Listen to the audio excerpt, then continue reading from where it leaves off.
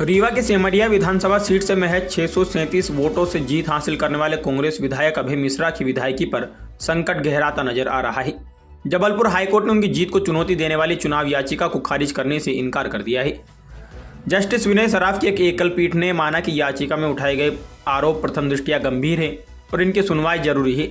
इसके साथ ही मामले को ट्रायल के लिए आगे बढ़ा दिया गया है। यह याचिका भाजपा प्रत्याशी कृष्णपति त्रिपाठी ने दायर की। 2023 के विधानसभा चुनाव में अभय मिश्रा को 56,024 वोट मिले, जबकि त्रिपाठी को 55,387 वोट प्राप्त हुए। हार के बाद 16 जनवरी 2024 को हाईकोर्ट में चुनाव परिणाम को चुनौती दी गई थी। याचिका में सबसे गंभीर आरोप नामांकन के दौरान दिए गए शपथ पत्र को लेकर है।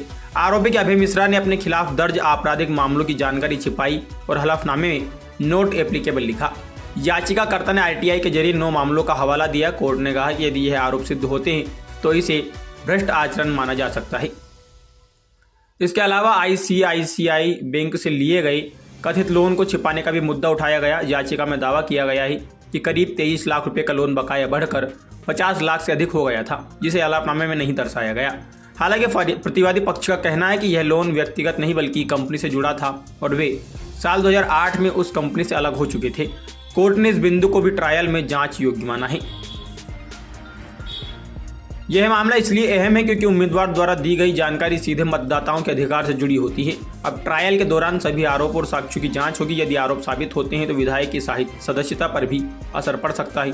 फिलहाल 637 वोट से मिली जीत अब अदालत की कसौटी पर है और इसके राजनीतिक असर भी देखने को मिल सकते हैं।